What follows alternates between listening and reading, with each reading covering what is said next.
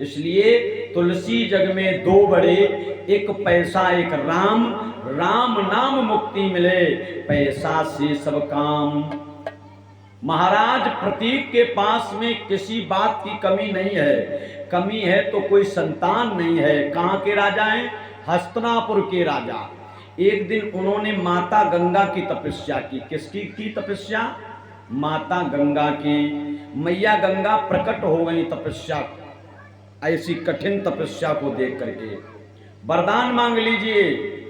तो महाराज प्रतीक हाथ जोड़ के बोले, माँ मुझे अगर देना चाहते हो ना तो केवल एक संतान दे दीजिए। क्या दे दीजिए? एक संतान दे दीजिए। तब मैया ने आशीर्वाद दे दिया, जाओ तुम्हारे घर में संतान होगी। राजा प्रतीक कहने लगे, माँ घर में संतान हो जाएगी, मैं चाहता हूं तुम्हारी जैसी बहू मेरे घर में आए। अच्छा, हर कोई चाहता है मेरा लाला बड़ा होगा, अच्छी बहू आएगी, मेरी और मेरी पत्नी की सेवा करेगी। लेकिन आप तो जानते हो इस कलयुग में क्या हो रहा है। मां गंगा कहने लगी, तथास्तु, मेरी जैसी बहू तो नहीं मिल पाएगी, लेकिन मैं स्वयं तुम्हारी बहू बन के आऊंगी। क्या बन के आऊंगी? बहू।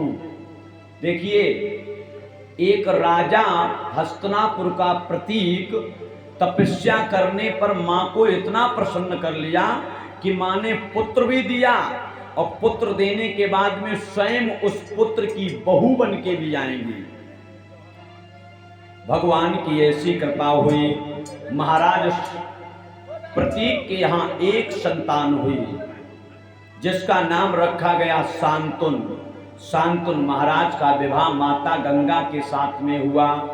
वो भी एक शर्त पर हुआ। कैसी शर्त? मां गंगा बोली, हे शांतुन महाराज, मैं आपके साथ विवाह कर लूंगी, लेकिन मेरी एक शर्त है, मैं जो भी करूं, जो भी कहूं, उसे आपको मानना पड़ेगा। मैं अच्छा करूं तो आपको साथ रहना है, बुरा करूं तो आपको मेरे साथ रहना है। जिस दिन आपने मुझे मना कर दिया, इनकार कर दिया, उस दिन मैं तुम्हारा घर द्वार छोड़ के चली जाऊंगी। अब देखो, एक और बात बताऊं, कौआ अंधो रात में, दिन में उल्लू होए, और कामी अंधो रात दिन, बुद्ध गई सब खोए। महाराज शांतुन को इतना भूत प्रेम का सवार हो गया कि उन्होंने ना तो सोचा आगे का और ना विचार किया। कह दिया, ठीक है गंगा, तुम मेरे साथ विवाह करिए, कुछ भी करना, हम सभी बात पर राजी रहेंगे। अब शांतुन महाराज का विवाह माता गंगा के साथ में हो गया। आहा,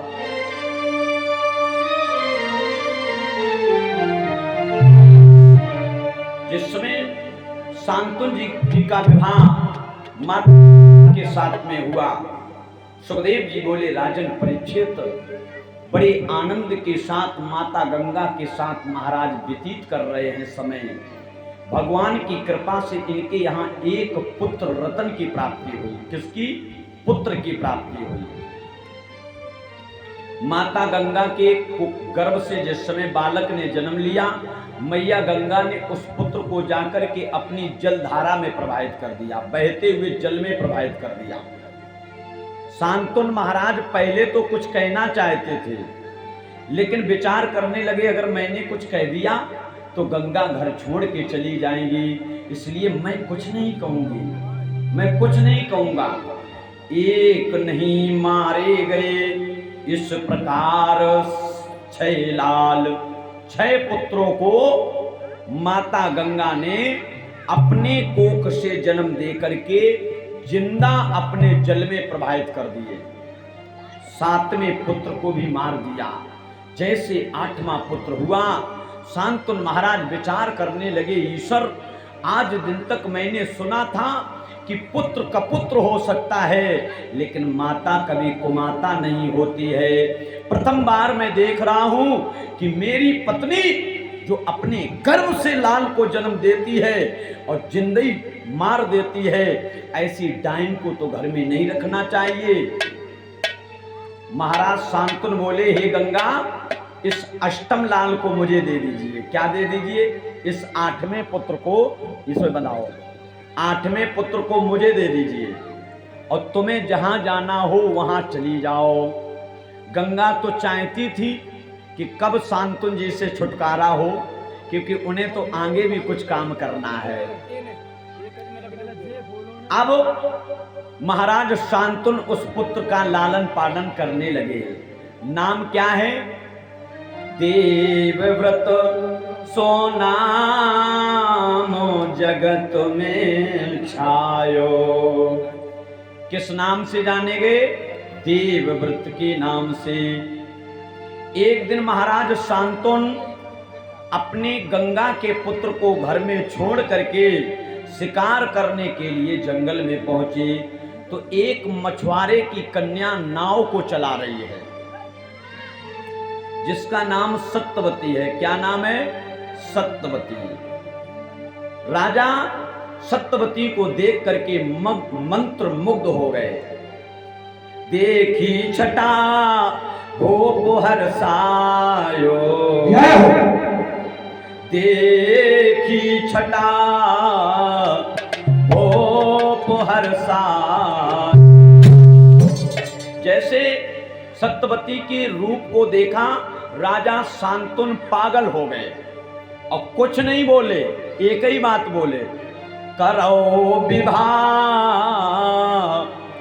मन में सब जायो। हे प्रिय, हे देवी, मैं तुम्हारे रूप को देख करके अंधा हो गया हूं, कृपा करके तुम मेरे साथ में विवाह करिए।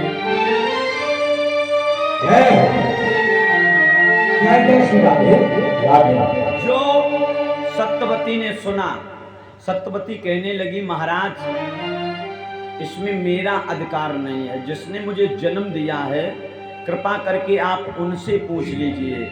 अगर वो विवाह करने के लिए तैयार हो जाएंगे तो मैं मना नहीं करूंगी। तब महाराज शांतनु किसके पास पहुंचे? सत्यवती के पिता के पास में। मेरे प्रिय बंधुओं, सत्यवती के पिता ने मना कर दिया। क्यों कर दिया? क्योंकि गंगा का एक पुत्र अभी जीवित है और इसलिए मना किया।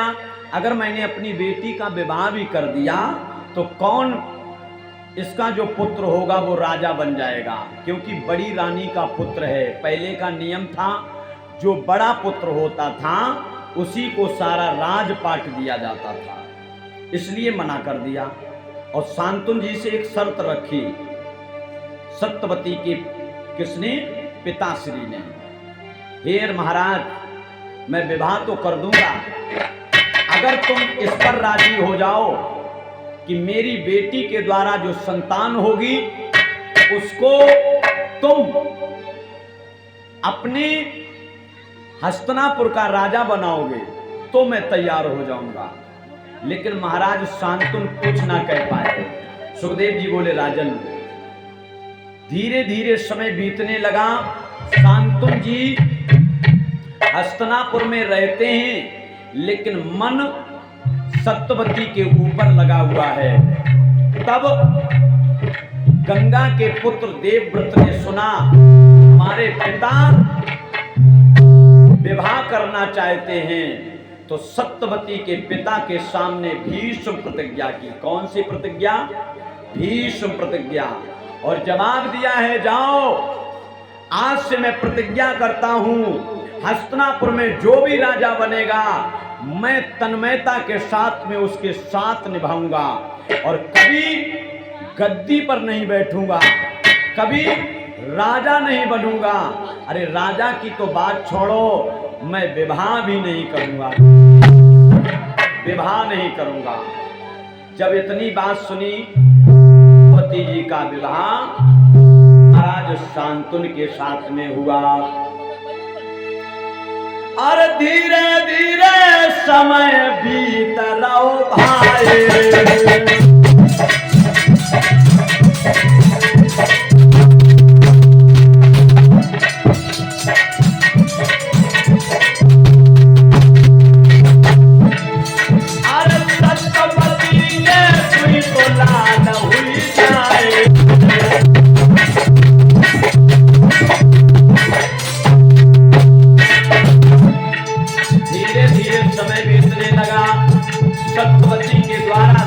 संतानें हुई।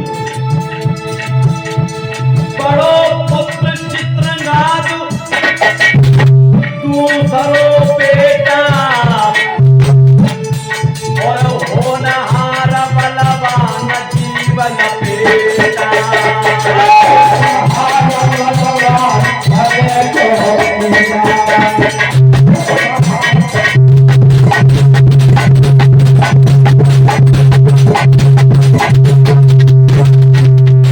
सत्यवती के द्वारा 2 संतानें हुई, चित्रांगद और दूसरा पुत्र हुआ विचित्रवीर।